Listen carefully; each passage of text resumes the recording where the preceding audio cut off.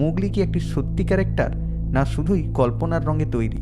1867 সালের ফেব্রুয়ারি মাস, উত্তরপ্রদেশের বুলান্দশহর ডিস্ট্রিক্ট। একদল শিকারী বেরিয়েছিলেন জঙ্গলে শিকারের জন্য। গভীর জঙ্গলের ভেতর একটি গুহা দেখতে পায় শিকারীরা। শিকারের লোভে গুহার দিকে এগিয়ে যাওয়া শিকারীরা এক অবিশ্বাস্য দৃশ্য দেখেন।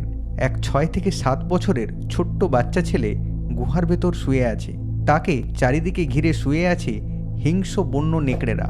বাচ্চাটি এত নির্ভয়ে ঘুমিয়ে আছে যে যেন ঠিক সে তার পরিবারের সাথে শুয়ে আছে। অবিশ্বাস কাটিয়ে শিকারীরা ওই বাচ্চাটিকে গুহা থেকে উদ্ধার করে জঙ্গলের বাইরে নিয়ে আসে এবং সরকারি হস্তক্ষেপে বাচ্চাটিকে সিকেন্দ্রা মিশন নামে একটি অনাথ আশ্রমের হাতে তুলে দেওয়া হয়। বাচ্চাটির নামকরণ করা হয় ডিনা সানিচার। দেখতে মানব শিশুর মতো হলেও মানুষের কোনো বৈশিষ্ট্যই ছিল না শিশুটির ভেতর।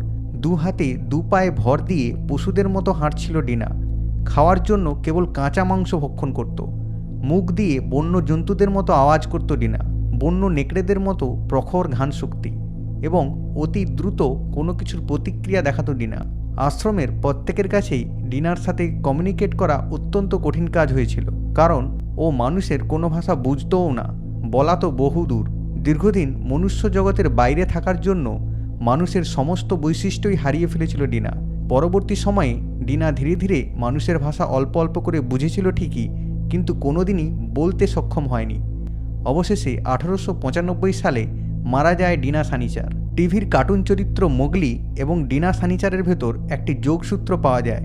মোগলি চরিত্রের সৃষ্টিকর্তা অর্থাৎ দ্য জঙ্গল বুকের লেখক রুডইয়ার্ড কিপলিং ব্রিটিশ ভারতে জন্মগ্রহণ করেন।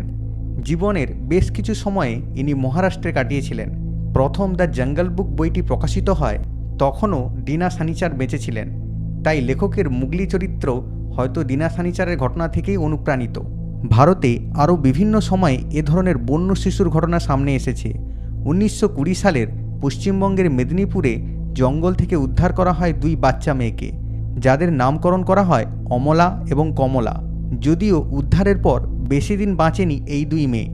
এইসব ঘটনায় অবাক করা বিষয় হলো এই যে কিভাবে বন্য জন্তুরা নিজেদের চারিত্রিক হিংস্রতা ভুলে গিয়ে মানব সন্তানকে বড় করে তোলে নিজেদের সন্তানের মতো। তাই মায়ের মমতা অপরিসীম, সে মানুষ হোক বা কোনো হিংস্র জন্তু হোক না কেন।